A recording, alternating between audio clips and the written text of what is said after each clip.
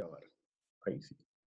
Ya, bienvenidos y bienvenidas a todos. Comenzamos con esta clase relacionada a explosiones que, como comenté antes de iniciar, hemos visto y abordado en forma indirecta el concepto de las explosiones, pero nunca hicimos una bajada respecto a lo que es una explosión.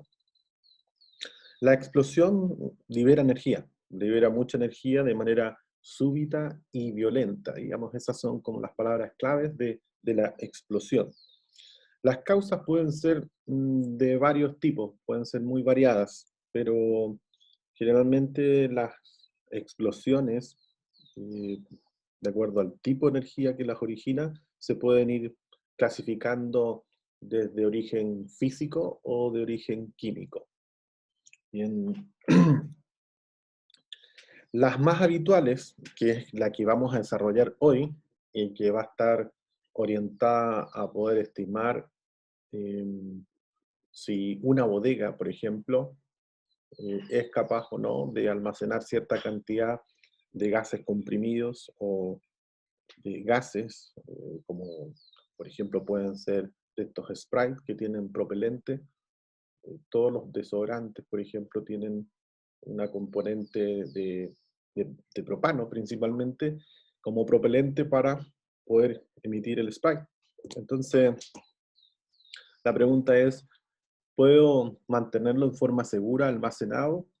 Y para eso hay que hacer algunos cálculos basados en ciertos modelos. Nosotros vamos a trabajar con el modelo del TNT, que está señalado e indicado en el decreto 43 del MinSal, y la idea es que ustedes lo conozcan porque en una de esas a lo mejor puede ser conveniente, mientras están en la pesquisa de una búsqueda laboral estable, puedan estar haciendo asesorías en el área de estimación de explosiones, por ejemplo, en almacenamiento de gases, por ejemplo, o de alguna otra sustancia peligrosa, de acuerdo a lo declarado en el mismo decreto. Entonces el modelo no es complejo, pero tampoco es muy sencillo. No obstante, es uno de los modelos más simples que existen y por eso se está utilizando. Hay otro modelo de multienergía que es bastante más complejo, pero ahí se requiere métodos numéricos o algún computador que permita hacer muchas iteraciones. Es bastante más pulcro que el de TNT y llega a valores más razonables desde el punto de vista cognitivo, porque una bodega de almacenamiento lo que busca, aparte por supuesto almacenar ahí en forma segura eh, los recipientes o lo que sea, es que si se llega a desatar una explosión, el material por el cual está construido la bodega sea capaz de quizás no impedir, pero reducir el impacto provocado por la onda de presión, la onda de presión que genera una explosión. Entonces, esos cálculos son los que vamos a ver en esta oportunidad. Vamos a calcular cuál es el nivel de sobrepresión y basado en eso, los que trabajan en la línea de muros, por ejemplo, van a poder tener ese dato como entrada. Para calcular qué tipo de muro se debe utilizar, se requiere saber cuál es el nivel de sobrepresión a la que podría estar expuesta esa bodega. Ese cálculo es el que vamos a tratar de desarrollar hoy día en el taller, y que, insisto, está en el decreto 43, y el año 2016 se publicó un manual sobre modelos de riesgos y consecuencias, también del MinSal. Y en ese manual aparecen al menos tres, y que las hemos visto, insisto, en forma indirecta. Los tres accidentes mayores que fue cuando partimos con el análisis de riesgos, seguridad proceso, hablamos de accidente mayor en lo que era propagación de nube tóxica, incendio y explosiones. Hoy vamos a partir con explosiones, la próxima seguiremos con propagación de nube tóxica y quizás después radiación térmica. Bueno, hay que ver las tres de todas maneras. En términos bien generales, eh, decía anteriormente que hay dos tipos, una que está asociada de origen físico y la otra es de origen químico. Las explosiones digamos, derivadas de una liberación de energía química, por ejemplo, son causadas por un tipo de reacción química, principalmente la de combustión.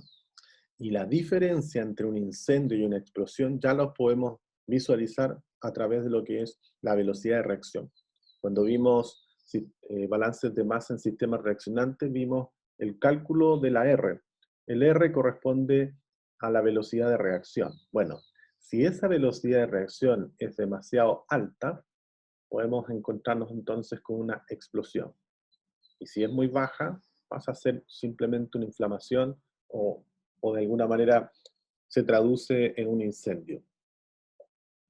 O sea, cuando hablamos entonces de explosiones de origen químico, nos estamos refiriendo a reacciones químicas, que la gran mayoría de las veces son de orden exotérmica y que pueden ser atacadas a través de reducción del químico, por supresión de oxígeno y también por sofocación, por ejemplo, podrían ser una de las alternativas.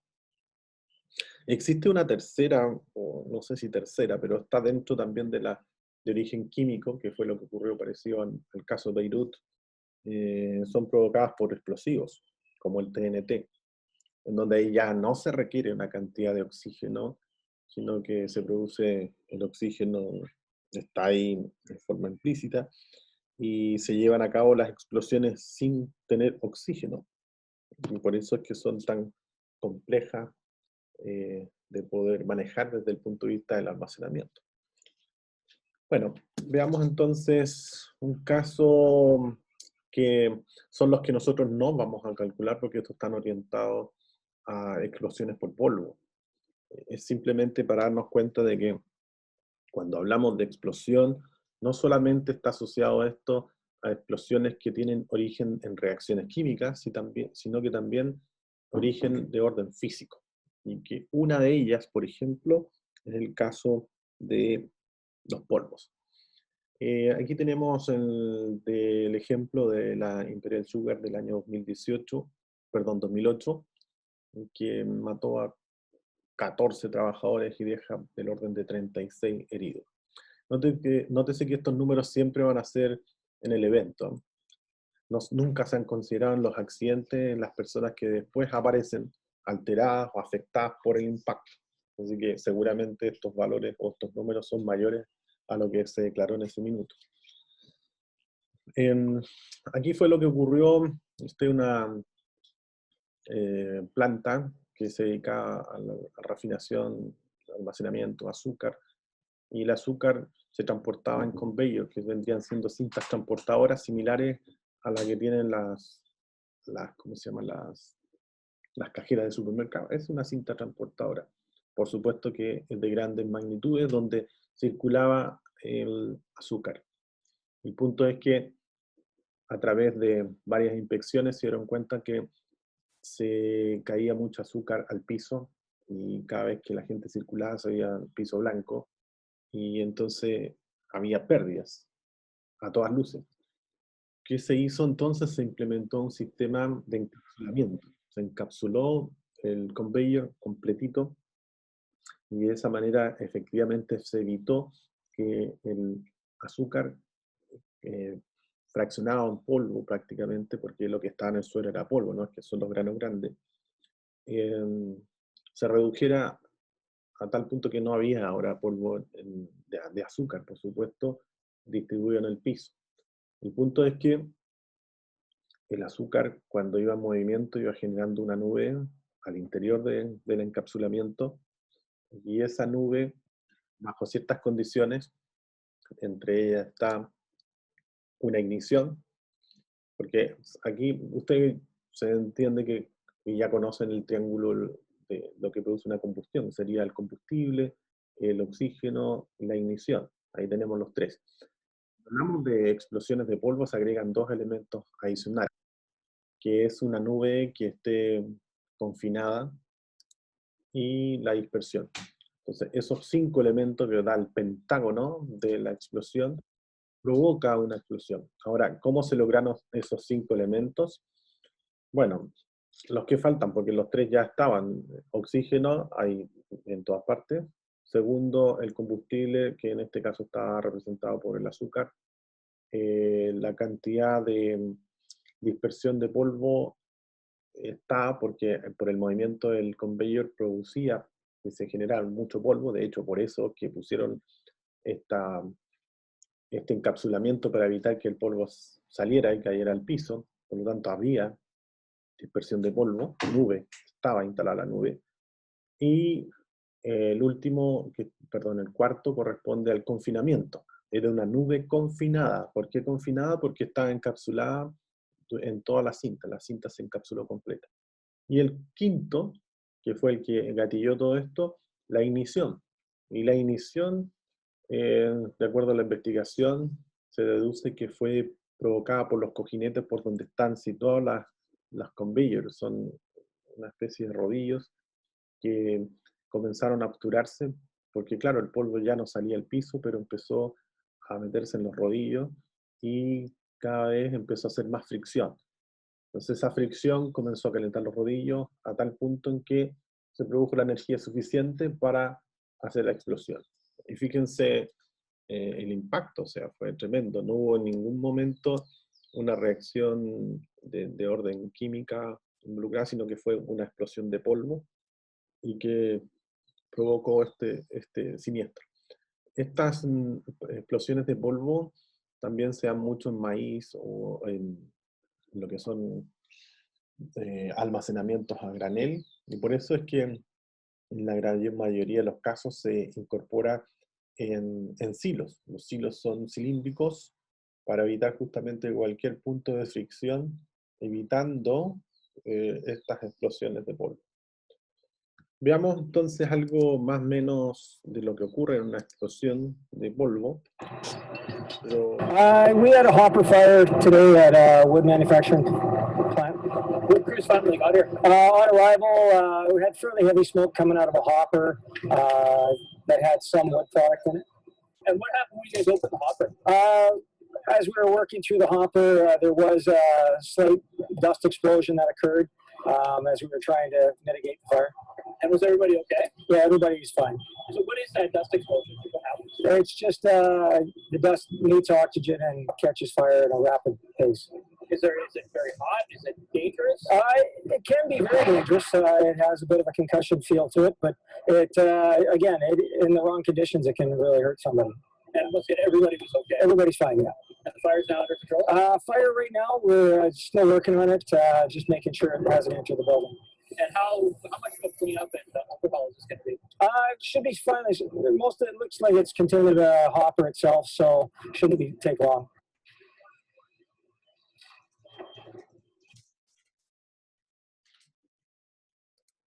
bueno, eso es simplemente para ver el caso de más o menos de lo que ustedes puedan darse cuenta de lo que ocurre en una explosión. Son bastante rápidas, súbitas, violentas.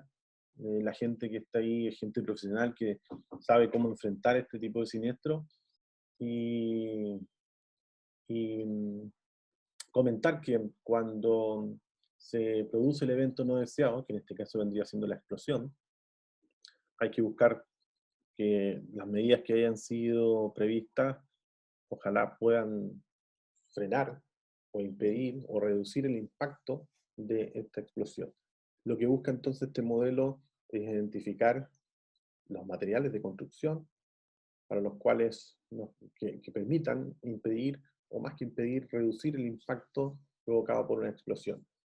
Luego, lo que nosotros vamos a hacer no es identificar los materiales de construcción, vamos a identificar la sobrepresión a la cual estaría expuesta esa bodega en el caso en que se desatara una explosión. Ahora, cuando hablamos de explosión, se puede hablar también desde otra perspectiva que tiene que ver con relación a la velocidad de reacción. Decíamos que cuando la velocidad de reacción es muy baja, hablamos de incendio, porque es simplemente una inflamación. Luego nos vamos a una velocidad más alta, que es de las explosiones, y ahí se logra nuevamente dividir en al menos dos. La primera es la deflagración, que es una velocidad bajo la velocidad del sonido, y luego está la detonación, que es una velocidad sobre la velocidad del sonido. En orden de magnitud hablamos del orden de 300 metros al segundo, esa es la velocidad del sonido, ¿sí? Entonces, estamos hablando de eso de orden de magnitud.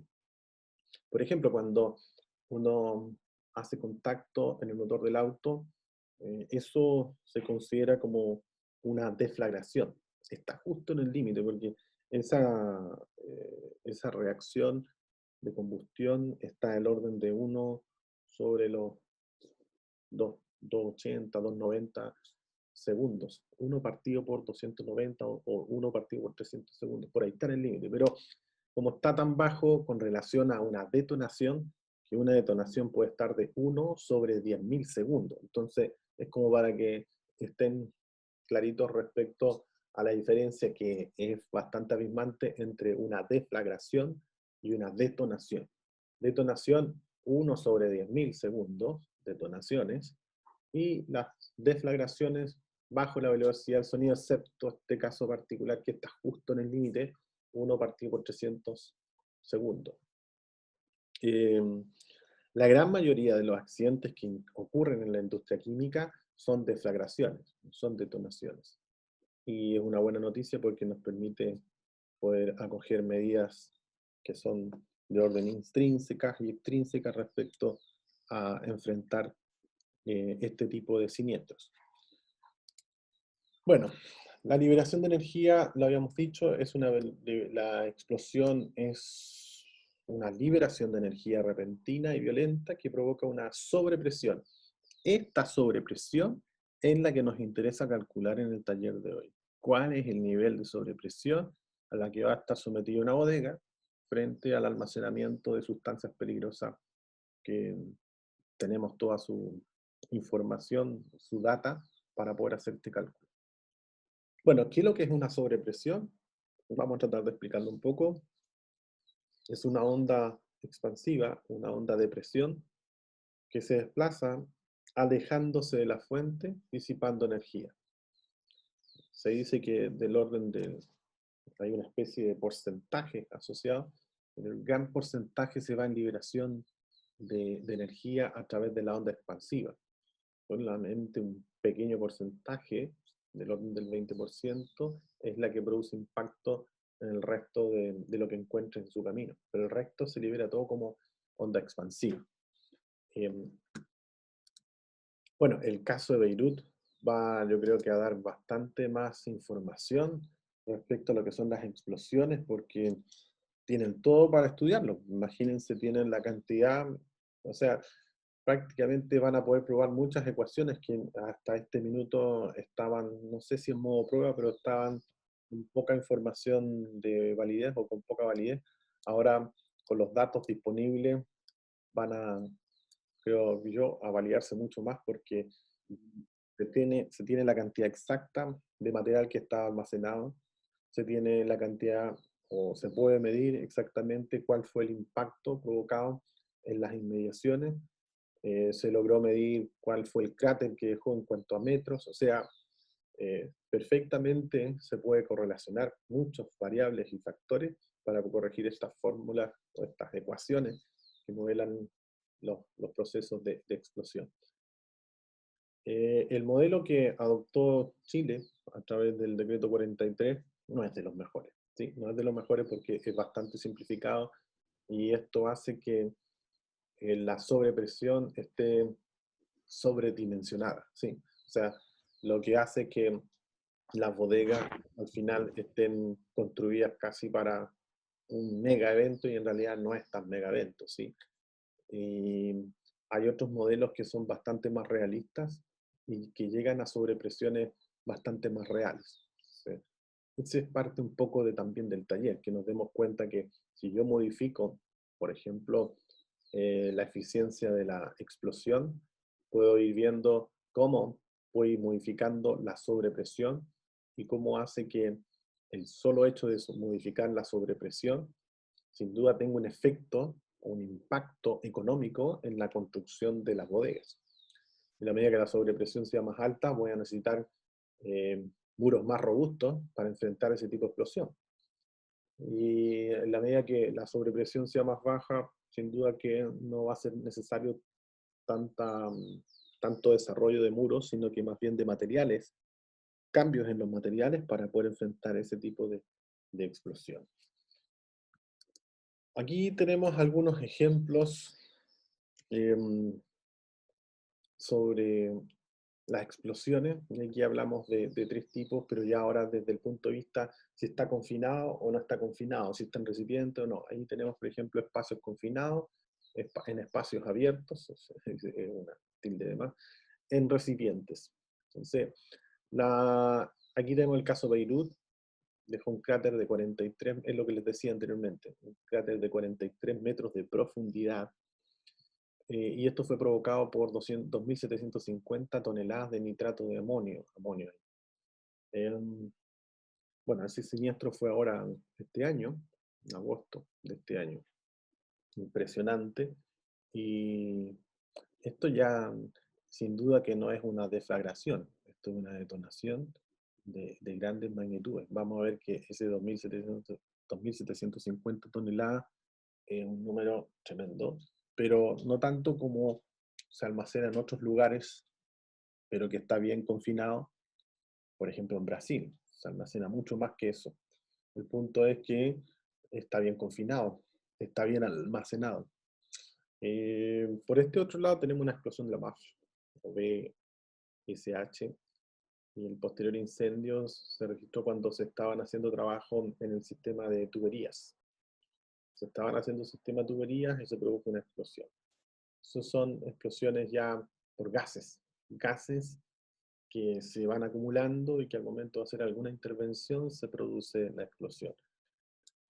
Aquí, a medida que el fuego avanzó, comenzaron a registrarse explosiones. Aquí tenemos otro tipo de explosión porque ocurre que cuando hay un incendio, ahí atrás no sé si alcanzan a ver balones de gas, ¿sí? Esos son cilindros de gas, camión del gas, ahí está.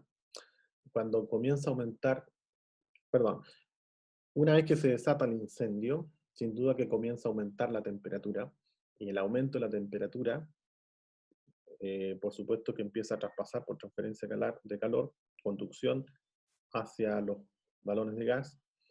Estos son gases licuados. Si uno los acerca a fuentes de calor, el gas licuado comienza a licuarse mucho más y empieza a ganar, se empieza a vaporizar, eso es lo que empieza a ocurrir, se empieza a vaporizar adentro del recipiente, o sea, se produce una vaporización a volumen constante. Como empieza a ganar la fase gaseosa, llega un minuto en que el material por el cual está construido el recipiente ya no resiste y se produce la explosión. Este es el caso que se menciona aquí. O sea, esto parte primero un fuego y luego por el fuego se producen las explosiones. Por eso es que gran parte del trabajo que hacen cuando atacan incendios en lugares donde hay presencia de gases licuados o de gas natural licuado, por ejemplo, lo que se hace es justamente enfriar la zona para evitar justamente que comiencen las explosiones por aumento de la temperatura interna de los recipientes. Son casos distintos. Bueno, ya había adelantado la diferencia desde el punto de vista de las explosiones. Tenemos detonaciones y deflagraciones. Este es un esquema de una onda de choque para diferentes tipos de explosión. Aquí tenemos una detonación.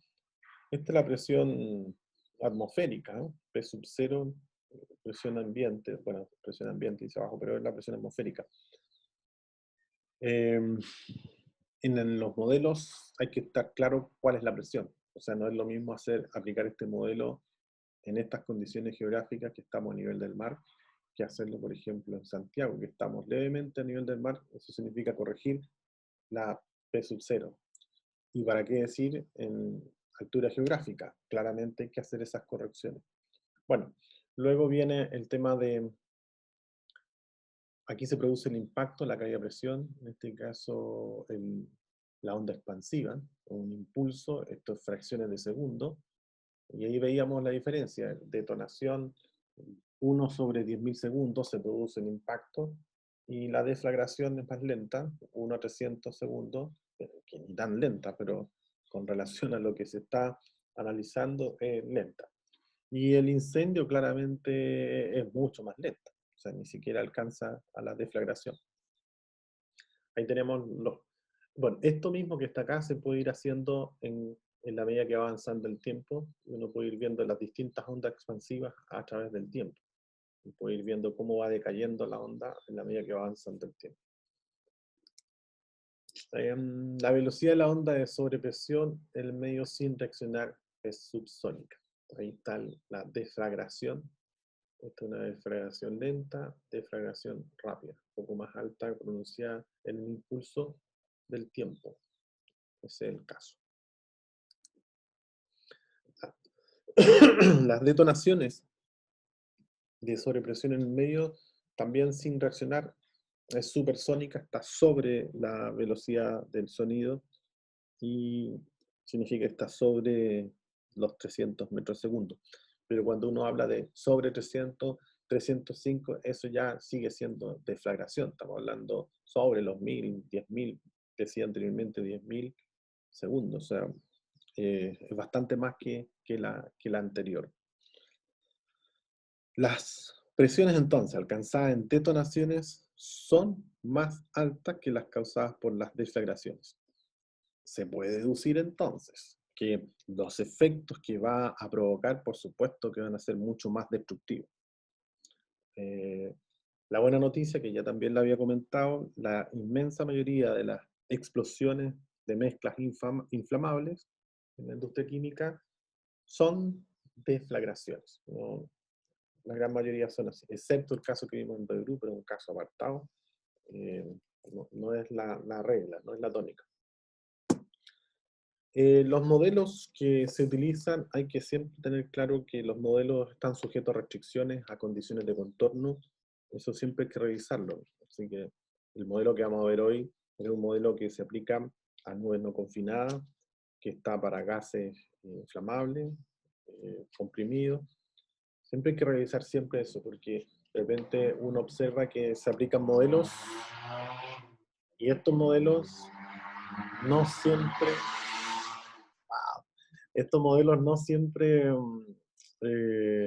se aplican para todo. Por eso es importante saber cuáles son las condiciones de contorno, en dónde puedo aplicar el modelo y dónde no puedo aplicar el modelo. O sea, los modelos tienen límites.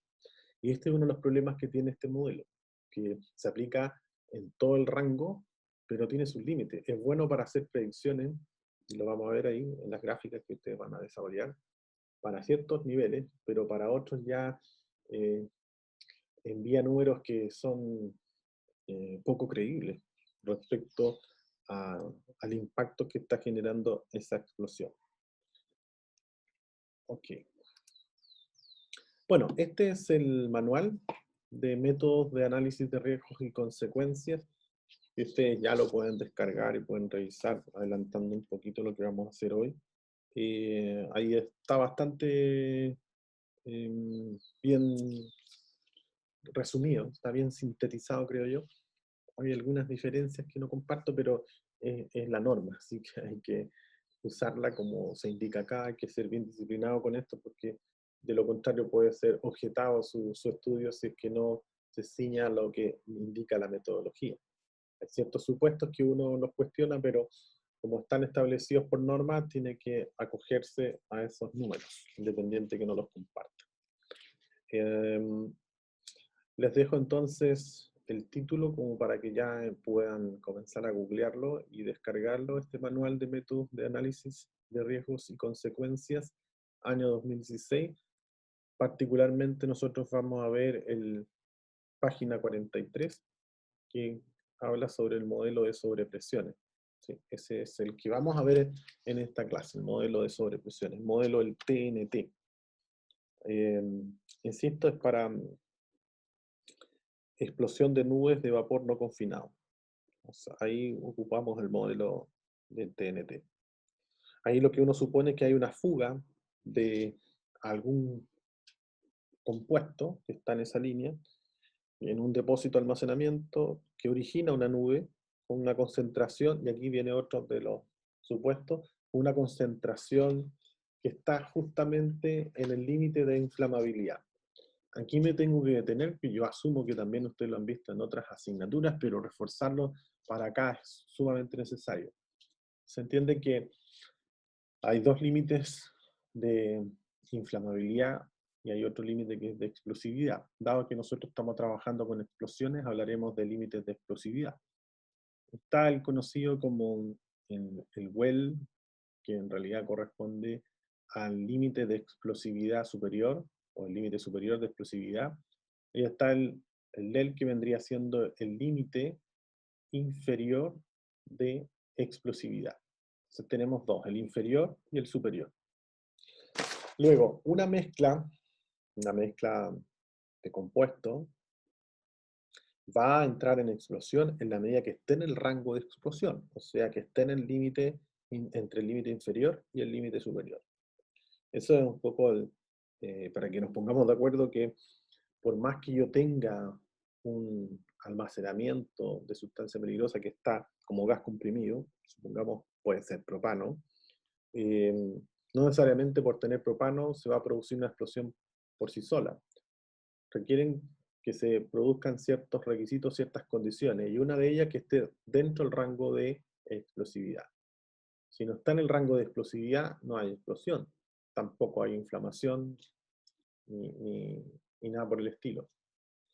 El rango de explosividad con relación al rango de inflamabilidad, ya lo explicamos, bueno, en forma indirecta porque explicamos la diferencia entre explosión e inflamación, o entre explosión e incendio. La diferencia entre los límites sigue siendo la misma, la velocidad de reacción. El límite de inflamabilidad opera con una velocidad de reacción más baja que el límite de explosividad. Pero desde el punto de vista de la lógica sigue siendo la misma. Se produce explosión en el rango de explosividad, se produce inflamación en el rango de inflamabilidad. Y aquí también se opera entonces con el rango de inflamabilidad, límite inferior de explosividad y límite superior de explosividad. Esto es más fácil comprenderlo con algo más que uno pueda observar. Y si son observadores los que fuman o los que no fuman, pero han visto alguna vez un encendedor, cuando uno hace el contacto, inmediatamente cuando comienza a encender la llama, hay un sector que queda sin llama, abajo me refiero, donde está generándose la salida del vapor, que por la ignición se provoca la llama. Bueno, ese sector tiene demasiado combustible en esa parte y por eso es que no hay inflamación en ese sector. Luego, todo el sector de la llama, la forma que tiene la llama, ese es el rango inflamable. Y luego, todo lo que está fuera de la llama es un rango en donde hay mucho aire, mucho oxígeno, poco combustible y tampoco es inflamable. Y por eso no se inflama todo. Solamente se inflama la región inflamable. En una llama de encendedor, ahí está muy claro cuál es el rango de inflamabilidad. Un sector donde hay mucho combustible, no hay inflamación, no se ve llama, y luego un sector donde hay un combustible necesario y el aire necesario, más la ignición que activó esa llama, ese es el rango inflamable. Y todo lo que no sea llama es porque hay un exceso de aire, o sea, exceso de oxígeno, que no permite tampoco la combustión en el rango porque está fuera del rango de inflamabilidad. Bueno, esto mismo hay que imaginárselo desde el punto de vista de la explosividad. Hay sectores en donde no va a haber explosión porque hay muy poco, eh, muy poco combustible, muy poco depósito sí, muy poco combustible, muy poco producto, y en otras en donde hay una sofocación, que hay demasiado aire, demasiado campo abierto, se difunde rápidamente. Algo similar ocurre entonces en el caso de las explosiones. Para el cálculo de las explosiones, vamos a tener que recordar algunas cosas del área de la química, que de alguna manera está asociada a las concentraciones estequiométricas, que igual la vimos cuando estuvimos viendo balances con sistemas reaccionantes. Porque hay una ecuación que requiere la cantidad estequiométrica, y esa hay que calcularla la cantidad estequiométrica asociada a cada combustible.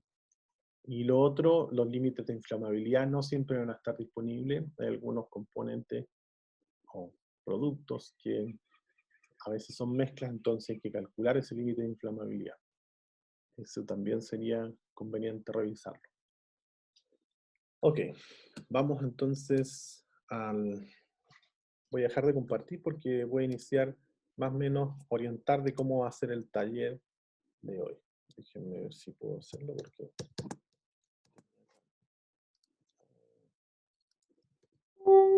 Ahora sí. Ahora sí. Ya. ¿Están viendo el mismo o están viendo otro? Otro, profe. Otro, profe. Gracias. Gracias. Ya, ahora sí. Ya, esta es la estrategia de cálculo extraída, como les dije, del MinSal, del manual que está propuesto, y es el que nosotros vamos a revisar hoy. Existen otros modelos, pero no están propuestos por el MinSal, así que no los vamos a ver. Esto es en síntesis, ¿sí? Aquí, primero hay que tener claridad de cuáles son efectivamente los datos. Datos, no voy a entrar a explicar qué es lo que es un dato, porque ya lo hemos visto muchas veces cuando hicimos balance en sistema reaccionante y no reaccionante. Datos, pero igual lo voy a recordar, es todo aquello que nos permite hacer cálculos, que es un valor que yo no puedo calcular, es un valor que es dado, significa, por eso es dato. Y todo aquello que yo pueda deducir, entonces ya no es dato, ¿sí? Eso es un poco de entrada para saber qué cosas son datos en este modelo. Primero, señalar que es un modelo extraído del Manual de Métodos de Riesgo y Consecuencia del año 2016 del MinSal. Eso es de entrada. Este modelo no lo inventó, por supuesto, el MinSal, fue extraído de los españoles que hicieron la traducción de los ingleses, y es como lo único que está en español, y yo creo que por ahí está un poco la respuesta de por qué estamos usando este modelo. Porque, insisto, hay un modelo bastante mejor que este otro, pero está en inglés. Y la barrera en inglés seguramente generó algunos conflictos. Veamos, aquí tenemos datos, los datos que necesita este modelo. Primero, masa del producto, y eso generalmente va a ser dato, o sea, no generalmente, debe ser dato para poder iniciar este modelo. Y no va a ser complicado obtenerlo, porque si ustedes lo están contratando para estimar cuál es el nivel de sobrepresión que podría estar expuesto en una bodega, sin duda que la bodega debe tener una capacidad para la cual va a estar diseñada. Entonces, esa capacidad es la que necesitamos nosotros obtener. Esta capacidad, masa del producto, puede venir en forma inmediata entregada en masa, como el caso Beirut, si vieron, eran 2.750 toneladas, datos. No hay que calcular nada porque ya está la masa y todo este modelo se sustenta en masas. Pero podría ocurrir que a lo mejor a usted le pidan analizar cuál fue el nivel de sobrepresión que se sometió cierto almacenamiento con un recipiente que contenía 9 o 10 metros cúbicos de algo. O podría ser, determine el nivel de sobrepresión generado por un recipiente que liberó a la atmósfera 15 metros cúbicos. O sea, se liberaron a la atmósfera 15 metros cúbicos de un propelente. Entonces ahí la situación es distinta porque ya no tiene la masa, y hay que calcular entonces la masa, porque el modelo parte con masa. Entonces, ¿qué habría que hacer? Si tengo volumen, para llegar a masa necesito la densidad. Así que no lo puse acá como dato porque es un caso alternativo. Insisto, esto se modela con masa. Si está con masa, no hay nada que hacer, pero si se entrega el volumen nos va a permitir calcular la masa, y con la masa volvemos a todo este modelo que aquí aparece. Lo segundo que hay que conocer es el calor de combustión. El calor de combustión es aquella energía que provoca o se provoca en una reacción química de combustión. Y una reacción de combustión típica puede ser, por ejemplo, el combustible cualquiera, más el oxígeno, y esto forma siempre, sin excepción, agua más CO2. Es una reacción química de combustión típica y que se asume que es completa. El punto es que en realidad la reacción de combustión no es completa, así que se producen productos que son no deseados, como son, por ejemplo, el monóxido de carbono, que es lo que provoca muchas veces, en el caso de los incendios, intoxicaciones, muertes, pero provocadas por el monóxido, más que por el incendio. Pero ese es un tema que no forma parte de lo que estamos viendo hoy. Pero sí quiero, a partir de esta ecuación, entender el concepto de calor de combustión. El calor de combustión es la energía liberada por esta reacción química que acabo de anotar ahí en este documento, lo que está en rojo. Entonces, cada uno de los combustibles, si voy cambiando el combustible, va a ir cambiando la energía liberada. En otras palabras, todos los combustibles tienen una energía que disipan características y se le conoce como calor de combustión. Y ese calor de combustión, como libera energía, es un calor que se disipa desde el punto de vista termodinámico. Esto vendría siendo considerado como una reacción exotérmica. La reacción exotérmica entonces libera calor y ese calor de combustión está seteado, está configurado, es dato. O sea, ustedes lo van a poder googlear y van a encontrar el calor de combustión para el combustible que ustedes quieran. Seguramente, a lo mejor, quizás no lo puedan encontrar en las unidades de medida que quisieran, porque este modelo trabaja con kilojoule al kilo. Puede que lo encuentren en calorías, BTU, pero la transformación de unidades no debería ser complicación para ustedes para hacer esa transformación.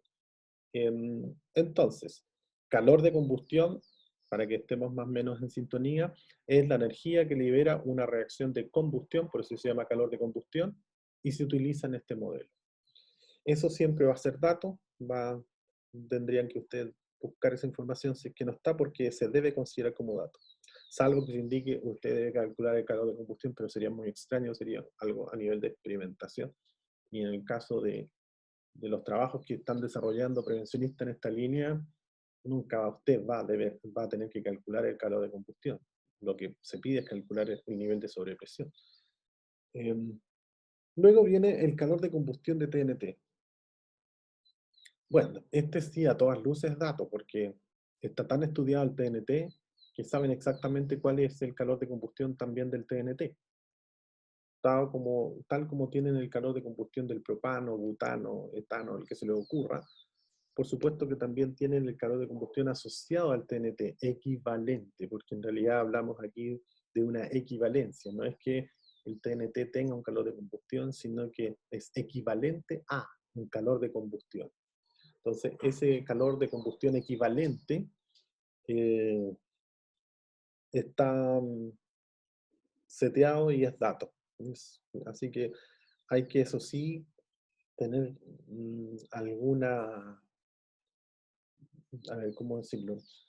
Hay que revisar bien bajo qué escuela o qué modelo está utilizando ese calor de combustión de TNT, porque hay pequeñas diferencias. Hablamos de un número pequeñito, pero son diferencias. Entonces, a veces los resultados de sobrepresión van a cambiar en la medida que el calor de combustión de TNT sea distinto al que usted está utilizando. Entonces, si hay algo que no le cuadra con el del vecino o con uno que está viendo en la web o que está utilizando como referencia, échele un vistazo al calor de combustión de TNT que está utilizando usted, porque seguramente es distinto al que está utilizando ese modelo.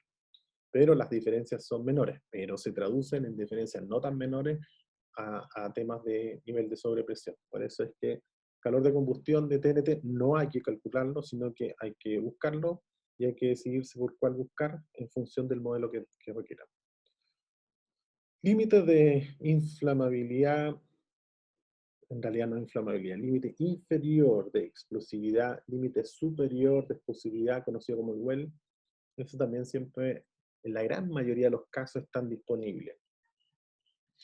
Pero a veces no. Por eso es que vamos a plantear una forma de calcularlo y ese va a ser a través de una ecuación, que la vamos a ver un poquito más adelante. Luego, fíjense que aparece ahí una tabla de consecuencias de sobrepresiones. Esa tabla de consecuencias es dato, no es que ustedes deban calcularla, porque ese es un dato. Entonces, ¿dónde está esa tabla? Hacia el costado derecho, que está con la parte superior amarillo. Entonces, daños personales, por ejemplo, umbral de muerte por lesión pulmonar, o sea, la persona muere por lesión pulmonar, a 0,7 bar, que eso equivale a 70 kilopascal. Inmediatamente al lado, que vendría siendo otra categoría, que es el extremo, el final de la escala, demolición total con 0,8 bar. Ese es el nivel de sobrepresión. Entonces, lo que uno hace es calcular el nivel de sobrepresión y mirar en la tabla dónde estamos, ¿sí? Lo que uno también hace a través de lo que vamos a hacer en el taller de hoy es simular situaciones, por ejemplo, que estén en la línea de los daños estructurales. Podemos poner para 0,8 bar, para 0,4 bar y para 0, por ejemplo, 0,15 bar, que vendrían siendo daños graves reparables. Entonces yo lo que debo hacer es comenzar a modificar el R, y vamos a explicar qué es lo que es el R, hasta llegar a ese nivel de presión, con la ecuación que aquí aparece en la etapa 4. Bueno, me adelanto un poco a lo que hay que hacer, pero era para explicar el sentido de tener la tabla. La tabla de consecuencias sobre presiones es dato, está aquí también disponible y está también en una NTP de explosiones. También pueden buscar en Google NTP, el número no me acuerdo, pero está, si ustedes ya descargaron el modelo de riesgo y consecuencias del MinSal, ahí aparece citada la NTP del número, no recuerdo el número, pero esa NTP, de ahí fue sacado esta tablita de la NTP. Bueno, pero esa NTP fue extraída de una publicación inglesa. Seguimos. La etapa 2, masa detonable. La masa detonable, ¿cómo la calculo? La calculo a partir de la presión que ahí aparece, presión, masa y el límite de explosividad bajo. Aquí, ¿cuál es el supuesto? El supuesto, la masa detonable, de alguna manera se traduce en la masa de combustible que es elegible a detonar. O sea, no todo el combustible detona, sino que solamente una porción. Y de acuerdo a investigaciones, publicaciones, los propelentes, por ejemplo, se estima que solamente el 50% es el combustible que interactúa en una explosión. Entonces, el valor de PC vendría siendo un 0,5, luego el MA vendría siendo la masa almacenada, ese es dato, el que dijimos de entrada, ese masa de producto es lo mismo que el MA, y el límite de explosividad inferior, ese límite de explosividad inferior, se elige ese porque vendría siendo el más probable, o el que hay que estar más atento, porque cuando se logre alcanzar ese límite ya se va a producir la explosión. Elegir el superior ya es demasiado tarde. Entonces, el criterio es ese, trabajar con el límite inferior de explosividad. De esa manera, la masa detonable se reduce bastante a la masa que está almacenada. No sé si se visualizan, porque primero reduzco la mitad, multiplicado por 0,5 del PC, y el límite de inflamabilidad, perdón, el límite de explosividad inferior, y generalmente está del orden de 3% hacia abajo. Así que sería seguir reduciendo más esa masa almacenada. Una vez que ya tengo la masa entonces detonable, que ya le hice los ajustes, le apliqué los filtros, calculo la masa equivalente de TNT, que vendría siendo lo que entra en explosión. Y ahí entran otros elementos que están dados por F. El F es un factor que se utiliza para el nivel de rendimiento de la explosión. Y ahí es donde hay varias diferencias de distintos autores en donde señalan que es muy castigador el factor que utiliza el MinSal. O sea, muy protector, demasiado protector, sobreprotegido. Y entonces el valor que se asume acá es 0,1. Pero es importante saber que el 0,1 no es un valor que está en el modelo per sécula, sino que puede ser modificado. Y eso es lo que queremos hacer hoy día en el taller, modificar el valor de F para ver qué efectos tiene dentro de los niveles de sobrepresión. La masa detonable ya la calculamos de la ecuación 1, y luego viene al calor de combustión, que es dato. El dato es el CC, es el calor de combustión del producto. Así que ese no hay nada que hacer porque llegar y poner el valor porque ya lo tenemos. Y el calor de combustión equivalente, porque no es calor de combustión, sino que es una equivalencia de TNT, también es dato. Ese es el que hay que estar siempre revisando qué valor está utilizando el investigador o el que está haciendo el estudio, porque hay diferencias respecto a algunos autores, el valor que utilizan. Una vez que logré calcular la masa equivalente de TNT, paso a la ecuación del cálculo del delta P, que vendría siendo el nivel de sobrepresión. El W, si lo ven, está en la ecuación, en toda la expresión, está en 0,95 raíz cúbica del mismo valor dividido por R, más 3,9 raíz cúbica del mismo valor elevado al cuadrado dividido por R cuadrado, y el último 13 más W, digamos, la masa equivalente, sobre R cubo. Esta ecuación es una ecuación que lo que hace es evitar la lectura de un gráfico, porque también tenemos la alternativa de utilizar gráficos. Yo soy reacio a los gráficos porque depende mucho del ojo y del entrenamiento que tenga el lector. Se puede que algunos no lean bien el gráfico y lleguen a valores que no dan pico en bola porque está mal leído el valor. En cambio, con la ecuación, cero posibilidades de cometer errores respecto a ese estilo. Aquí uno pone los valores, lo echa a correr en una planilla y le da exactamente el valor de la sobrepresión. Y no estaría sujeto entonces a errores de medición por vía gráfico. El vía gráfico trabaja con un R reducido, que se conoce como Z, que ni siquiera lo puse porque como no lo vamos a usar, y la verdad que también no es como muy seguro por lo que le estoy comentando, y puede ser objetado porque le diga que está mal leído el valor, o que en realidad no se ajusta al tanteo. Bueno, tiene varios temas en contra. En cambio, esta ecuación, que también la propone MinSal, así que está dentro de la alternativa, me parece bastante mejor, más ingeniería. Bueno, una vez que tengo esta ecuación, como ya tengo el W, la única incógnita que me queda, bueno, no es la única, hay dos incógnitas acá. La sobrepresión que debo calcular, y es para lo que me contrataron, y además me piden calcular la distancia a la que se produce esa sobrepresión. Lo que está representando esta ecuación es la distancia a la que se produce esa sobrepresión con una carga de TNT equivalente a la que está en las raíces. Eso es lo que está modelado en esta ecuación. Entonces, lo que uno puede hacer es, dado que tengo dos incógnitas, es comenzar a darme valores en R. Me doy un valor en R, que es arbitrariamente me doy un valor, el R está en metros, y la caída de presión, por supuesto, va a ir cambiando. Y ahí empiezo a usar la tablita. Entonces, por ejemplo, va a llegar un momento en que el cálculo llegue a 0,8, y ahí digo, a una distancia, no sé, inventando, 50 metros, se produce demolición total. A una distancia de X metros se produce daños irrecuperables, bueno, y así sucesivamente. Eso es lo que entonces vamos a hacer en este taller. Calcular al menos para 3 niveles: demolición total, daños irrecuperables y daños graves reparables. Eso va a ser los 3 elementos que vamos a considerar en el taller. Y eso los vamos a graficar, los 3 estados. ¿Por qué los vamos a graficar? Porque queremos ver cuál es el efecto de modificar el factor F. Y la idea es que ustedes saquen su conclusión de qué ocurre al modificar el factor F con el nivel de sobrepresión.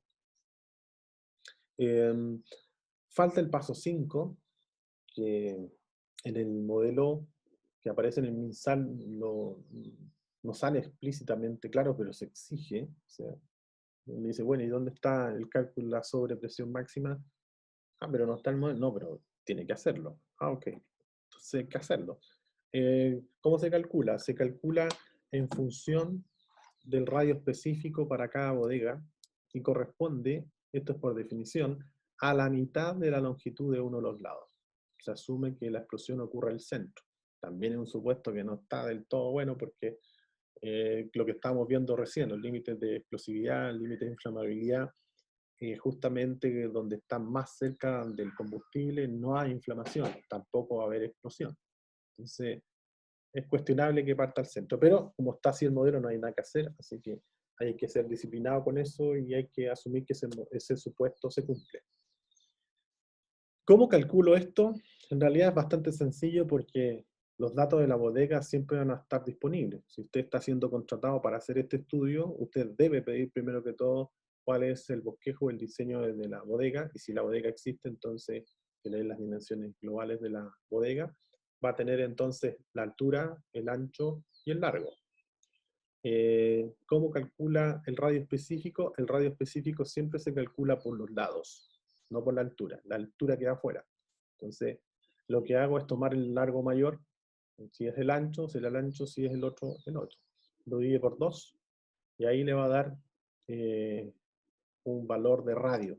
Y con ese radio, lo pone en esta ecuación y le da la caída de presión máxima.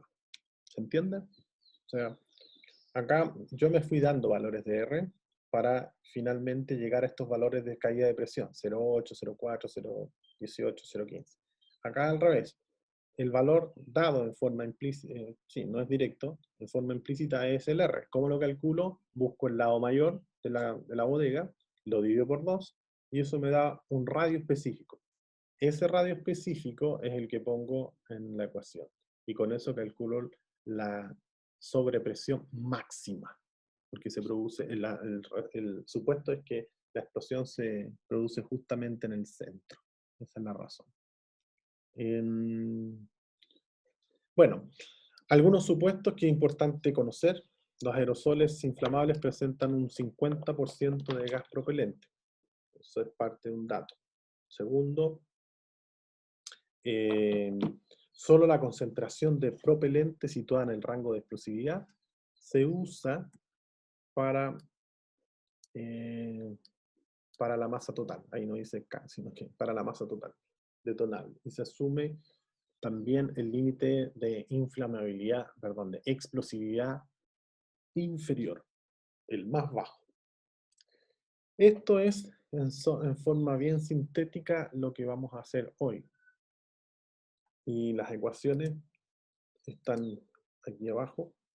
Claro, estas son las ecuaciones que vamos a utilizar para el taller de hoy. Déjenme ver si puedo, claro, borrar. Ahí sí. Son las mismas ecuaciones que vimos anteriormente, se suman otras que corresponden a... Ay, sí, me pegó acá, espérense. Ahora sí. Estas, el límite de explosividad inferior, límite de explosividad superior, que están referidos a la concentración, no a la concentración, a la cantidad estequiométrica. Y aquí tengo que hacer un alto, porque seguramente no se recuerdan, pero prefiero entonces recordarlo yo. Por ejemplo, CH4, vamos a poner como combustible, más oxígeno, y esto forma CO2, CO2 y agua. Es un supuesto esto porque recuerden que no existe la reacción química que ocurra al 100% y siempre va a generar monóxido como subproducto. Pero para los cálculos de explosiones se asume reacción completa, da lo mismo que aparezca monóxido porque usted se va a morir antes de intoxicarse. Ese es más o menos el sentido de esto. La que es interesante, la que es importante para los cálculos de explosión es esta, no la secundaria, a pesar de que sabemos que se produce monóxido, pero es secundario porque el impacto mayor se lo lleva esta reacción química y es además para simplificar el modelo de cálculo. Entonces, asumiendo que eso ya es conocido, lo que nos interesa es saber cuál es la cantidad estequiométrica. O sea, la cantidad estequiométrica uno la calcula. Bueno, primero que todo esto tiene que estar igualado. Aquí yo tengo un carbono, dos oxígenos, tres oxígenos. Entonces aquí tendría que hacer algo, tendría que ponerle acá un 3. Entonces, ahí, bueno. A ver, esto no está bueno aquí. Bueno, voy a hacerlo así mejor. Aquí, yo voy a poner un 3. 3. Porque ahí tengo 3 oxígenos, 3 partido por 2. ¿Sí? De esa manera, y ahí yo tengo 3 oxígenos. Y los hidrógenos, acá son 2. Ah, bueno, son 4 acá. Entonces me quedarían 4. Ahí tengo que hacer un cambio entonces en los oxígenos. Borrar. Acá está borrado. Este no borro. Ah. No tienen que hacerlo, no. Voy a dejar un espacio más grande ahora. El metano, decíamos, más, voy a dejar espacio ahí, oxígeno, y esto forma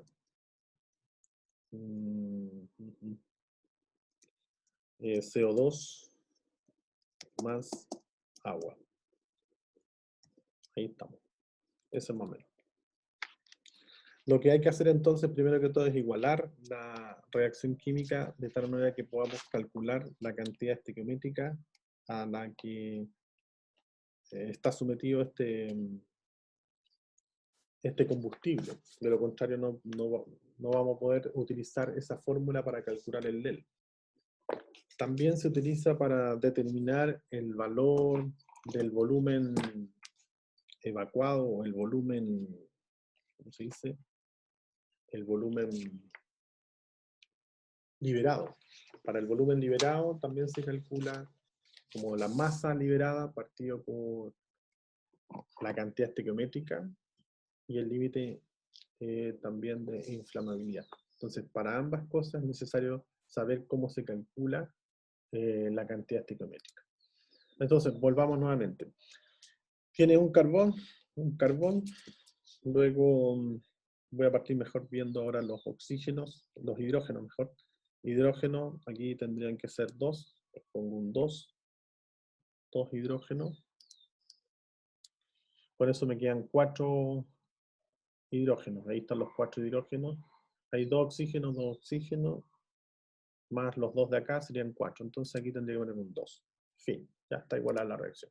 Entonces ahí tengo metano más 2 oxígenos más un CO2 más 2 de agua. Eso, la reacción química ya está igualada. Lo que hace este método es decir, oye, ¿cuál es la cantidad estequiométrica? O sea, la relación que tienen los números 2, 1, 2, esos son los coeficientes estequiométricos. Entonces, ¿cuál es la cantidad estequiométrica que requiere el metano para su combustión? Para su combustión se refiere con oxígeno. Entonces, ¿cómo se calcula? Tenemos que llegar a un porcentaje, eso es lo que se hace. Entonces, lo primero es claro aquí saber que tenemos por el lado del oxígeno 2 moles. Hay 2 moles de oxígeno, eso es lo primero. Tenemos además por el lado del metano 1 mol de metano. Y ahora tenemos que calcular la cantidad que viene acompañando al oxígeno. Y en este caso sería el aire, porque la única forma que se suministre oxígeno es a través del aire, sino es que a través del aire. Entonces, como la composición del aire es un 79% nitrógeno, 21% oxígeno, tendría que poner entonces 79 sobre 21. Y eso, no sé, hay que calcularlo. Déjenme ver cuánto es esto. No lo hice esto. Serían 79 dividido por 21. 7,52. 7,52. Eso vendría a ser. 7,52 moles de nitrógeno. Eso es. Luego lo que hago es sumar entonces ahora. Tengo entonces 7,52 más 2 da 9, más 1, 10, me da 10,52. ¿Cómo calculo entonces la cantidad estequiométrica? La cantidad estequiométrica va a ser 1, que es de 1 mol de metano, dividido por el total, que sería 10,52. 10,52. Y eso da aproximadamente 0,095. Entonces, ¿cuál es la cantidad estequiométrica? Sería 0,095. Esa es la cantidad estequiométrica. Aquí sería cantidad estequiométrica igual 0,095. Luego, con este valor ya yo puedo calcular el LEL. El LEL, por ejemplo, para el metano sería 0,55 multiplicado por 0,095. Y eso hay que ver cuánto da. 0,55 multiplicado por 0,55 multiplicado por 0,095. 0,052. 0,052. Ese vendría siendo el LEL. Ese es el que nosotros calculamos. Y si uno lo busca en forma experimental, el valor da del orden del 5%. O sea, es bastante bueno este modelo o este método para calcular límites de inflamabilidad superior e inferior. Pero se requiere conocer la cantidad estequiométrica y ya aprendimos cómo hacerlo. Entonces, en el taller ustedes van a tener que pasar por este paso porque efectivamente requieren calcular los límites a través de este método. Seguramente no, a lo mejor los que les toca metano lo tienen listo, pero los que tienen que hacer propano habría que hacer lo mismo, pero con propano. Eso es más o menos. Profe, ¿Sí? una consulta, es que me perdí un poco en la parte de los 7,52 moles. ¿Podría explicar de nuevo eso, por favor? Claro, no hay problema. Muchas gracias. El aire se compone, por un lado, de oxígeno y se compone además de nitrógeno. ¿Y cuánto tiene de cada uno? Del oxígeno tiene 21, perdón, y este tiene 79%. 79%. Aquí horrible esto. Ya, 79. Entonces, si yo quiero saber cuál es la cantidad de moles de nitrógeno, lo que hago es esta relación. Por cada 2 de oxígeno, tengo, aquí tengo 2, mejor lo anoto acá para que se entienda mejor con otro color. Aquí. 79% es de nitrógeno. Y eso es lo que yo no sé. Quiero calcular los moles de nitrógeno. ¿Ok? Moles de nitrógeno. Y esto va a ser entonces a los moles de oxígeno, que sé cuántos son 2, dividido por el porcentaje de oxígeno, que en este caso presente en el aire es 21%. Entonces esa ecuación es la que utilicé para calcular los moles de nitrógeno. Ahí, y divido por eso. Entonces si yo espejo moles de nitrógeno, perdón acá, moles de nitrógeno, lo voy a dejar así mejor, va a ser igual a 2 multiplicado por 79 dividido por 21. 79. 79 dividido por 21. Esa expresión que está ahí es la misma que está allá. ¿Sí? Ya, y después con el 10,52, ¿de qué era?